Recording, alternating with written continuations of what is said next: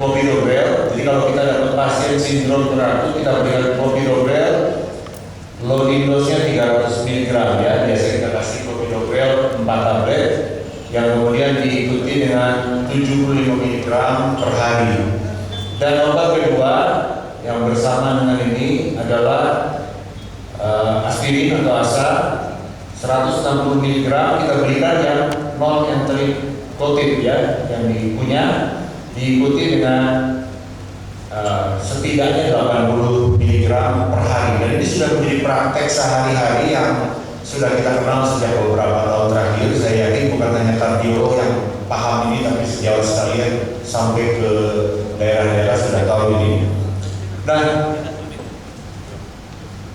praktek ini didasari dari beberapa trial clopidogrel yang menunjukkan hasil yang memang signifikan terhadap kegunaan dari clopidogrel, yaitu CURE trial tahun 2001 yang jumlah pasiennya 12.000 lebih terhadap pasien-pasien non ST elevasi ACS.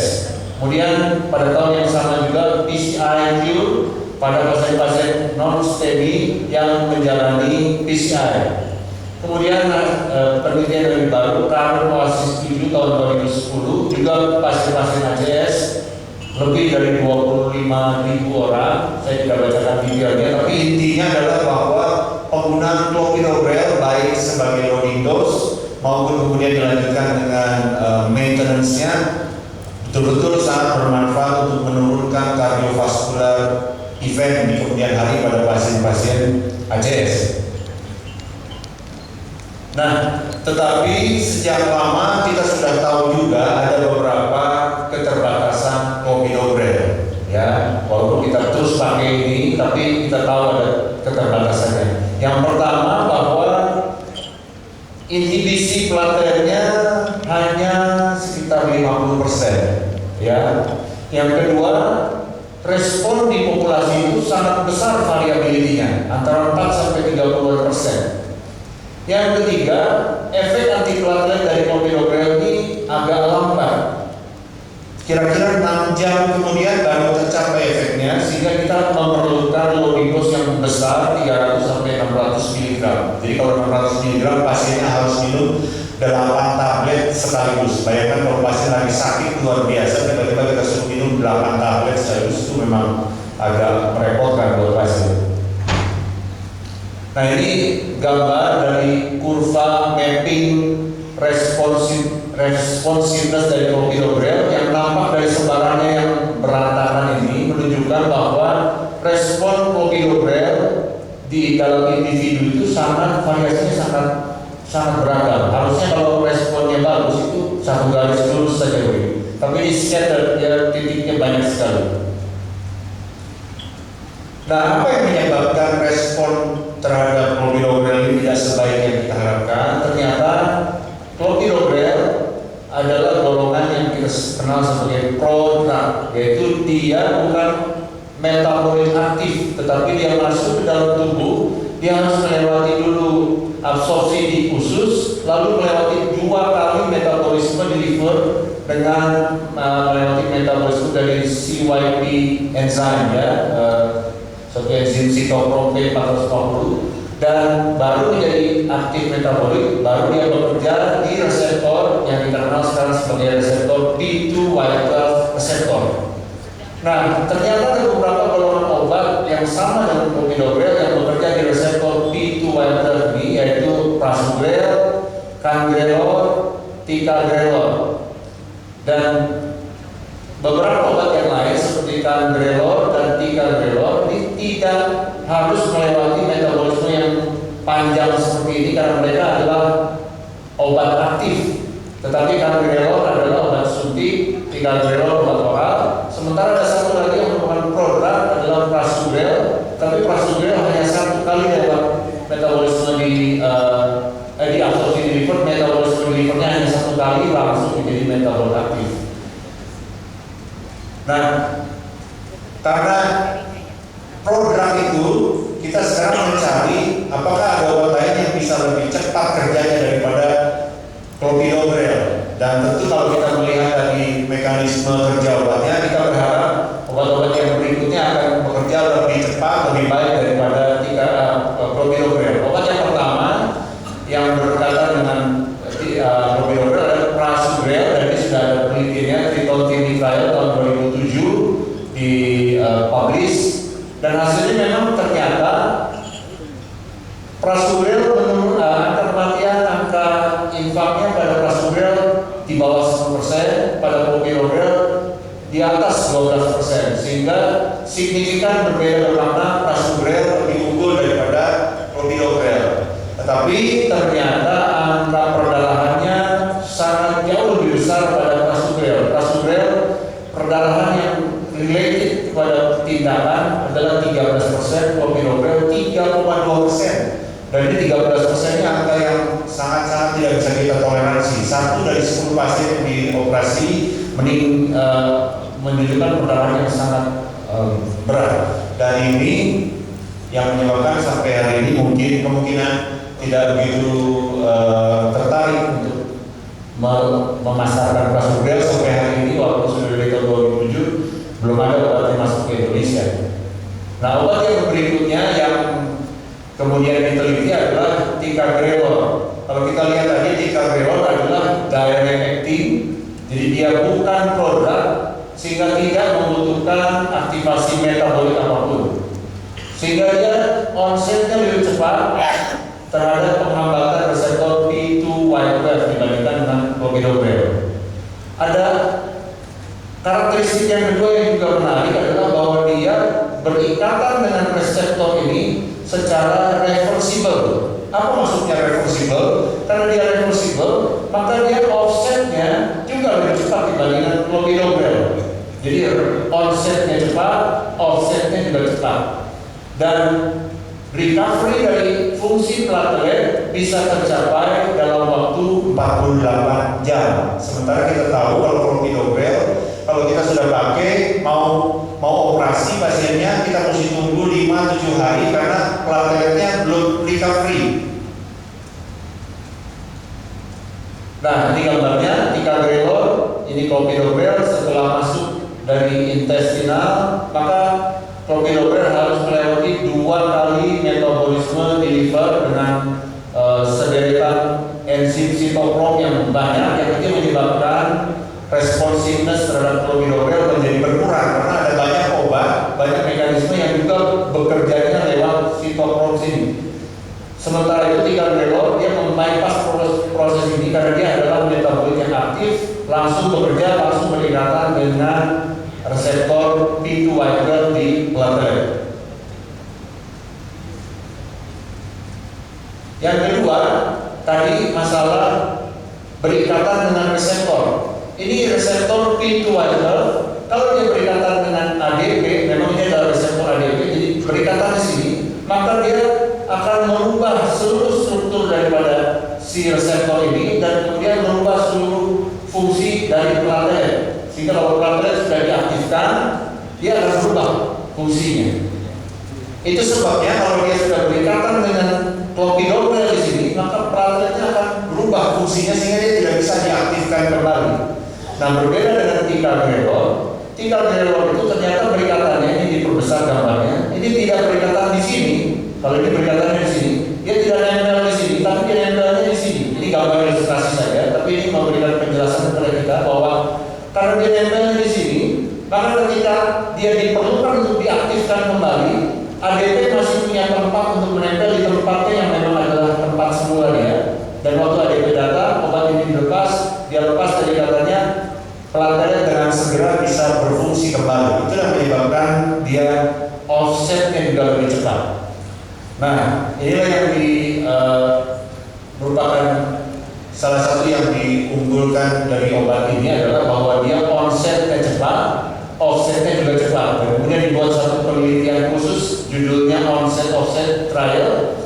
Di sini diberikan clopidogrel, di sini diberikan ticagrelor. Lalu kita hitung jam-jam pertama sejak diberikan ticagrelor dan clopidogrel, maka begitu mencapai 2 jam, tingkat penghambatan plateletnya pada ticagrelor sudah mencapai sekitar 80%, sementara pada clopidogrel baru 40%. Dan itu terus bertahan tinggi. Lalu kita stop di sini, begitu di stop, dia segera dalam waktu 48 jam dia langsung turun. Walaupun tadinya tinggi, dia turunnya jauh sekali, langsung melewati turunnya daripada clopidogrel, sehingga dia faster onset dan faster offset daripada clopidogrel. Yang kedua, ada studi respon namanya. Studi respon itu menilai apakah kalau orang-orang sudah pakai clopidogrel dan tidak respon, kalau pindah pakai ticagrelor, kira-kira respon apa enggak? Dan ini adalah para non-responder clopidogrel. Di sini tidak respon, dia jadi penghambatan clopidogrel, penghambatan aktivitas plateletnya hanya sekitar 20-30%.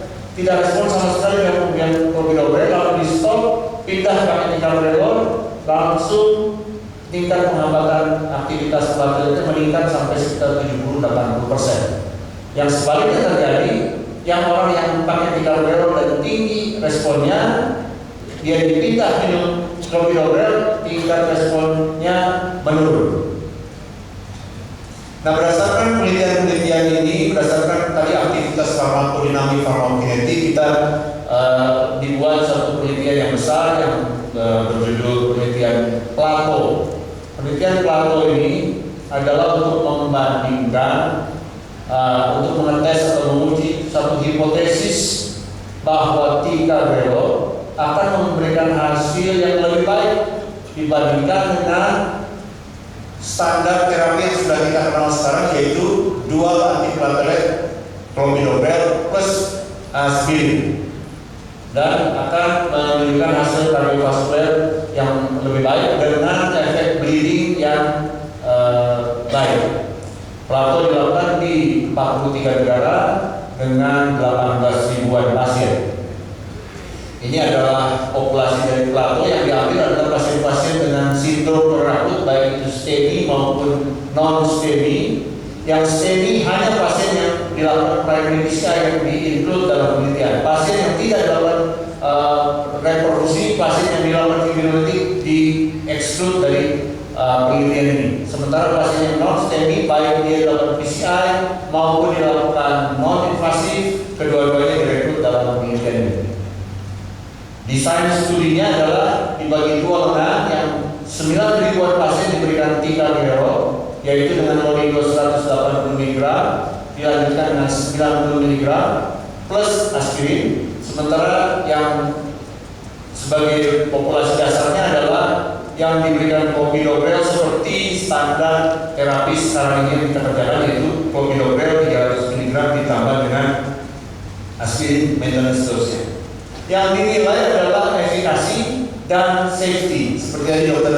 Antonia sudah sampaikan, bahwa tidak boleh kita hanya tahu efektivitasnya saja tanpa menilai keamanan daripada obat ini. Jadi dua-duanya dinilai. Efikasinya adalah composite endpoint-nya cardiovascular death, myocardial infarction, dan stroke. Sementara safety-nya yang dinilai adalah major bleeding, perdarahan yang major. Yang diinklusi pasien yang masuk untuk STEMI dan non-STEMI dalam waktu 24 jam. STEMI harus ada persistent elevation atau LB baru dan dilakukan primary PCI. Untuk yang non-STEMI paling tidak ada dua kriteria di antara yang ini, yaitu ada perubahan ST atau ada biomarkernya positif atau umur lebih dari 60, ada riwayat CABG sebelumnya dan lain sebagainya. Sementara di eksklusi, kalau dia tidak boleh minum clopidogrel, kalau dia sudah dalam 24 jam dilakukan fibrinolitik atau sudah dalam oral antikoagulan sebelumnya yang tidak bisa kita stop. Dan ada beberapa yang lain, seperti misalnya ini pasien yang ada risiko untuk bradikardi tidak diikutkan dalam penelitian ini. Nah, bagaimana efektivitas dari ticagrelor dalam penelitian ini? Ini baseline karakteristik dari pasien. Kelompok ticagrelor dan kelompok clopidogrel ini tidak ada perbedaan bermakna dalam karakteristik dasarnya. Hasilnya dalam 30 hari pertama, nampak sudah ada perpisahan dari grafik ini, yaitu ticagrelor angka endpoint-nya lebih rendah, ini 4,8 ini 5,4, sudah ada perbedaan. walaupun belum mencapai kemana, belum di bawah 0,05, tapi sudah 0,05 sorry. Ini sudah menunjukkan ada perubahan dalam 30 hari. Kemudian diteruskan penelitiannya sampai 1 tahun, ternyata perbedaannya semakin jelas, makanya dengan P-nya kurang daripada 0,01 signifikan. Di mana perbedaannya adalah pada primary endpoint, yaitu conclusive cardiovascular death-nya berbeda secara bermakna. Kemudian secondary endpoint-nya waktu kita nilai satu-satu kematian, kemudian karena vascular death-nya, karena MI, karena stroke, semuanya bermakna kecuali angka stroke-nya tidak berbeda secara bermakna antara kedua penelitian.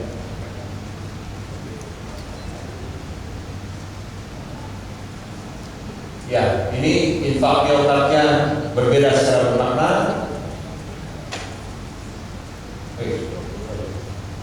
Kemudian angka kematian kardiovaskularnya juga berbeda secara bermakna.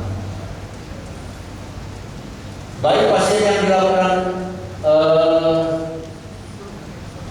strategi inisial invasif maupun strateginya awalnya tidak invasif, kedua-duanya tetap menunjukkan perbedaan yang bermakna pada clopidogrel dan pada ticagrelor. Kemudian pada pasien yang dipasang stent, kejadian stent trombosis, yaitu tersumbat lagi stentnya, juga berbeda bermakna antara kelompok ticagrelor dibandingkan dengan clopidogrel. Ya, ini angkanya cuma 1,3, 1,9, perbedaannya makan ya. Kemudian ini summary dari efikasinya. Ticagrelor secara signifikan menurunkan angka kejadian kardiovaskular death, MI, dan stroke secara komposite, secara keseluruhan ya pada 1 tahun. Dan ticagrelor secara signifikan mengurangi angka kematian dibandingkan clopidogrel, di mana angka kematian dan MI menurun secara signifikan, tetapi angka stroke memang tidak berbeda secara bermakna. Penurunan resiko ini dengan ticagrelor terjadi mulai awal sejak 30 hari dan terus bertahan sampai 1 tahun. Nah, ini ada number unit-unitnya 91, artinya setiap 91 pasien dengan sindrom Torreira yang di terapi dengan ticagrelor selama 1 tahun akan mencegah 1 kematian dibandingkan bila dengan diobati dengan clopidogrel. Efek ticagrelor terhadap clopidogrel juga konsisten di semua subgrup, artinya laki, perempuan, usia, kemudian STEMI, non STEMI, semuanya konsisten hasilnya. Nah, bagaimana dengan safety atau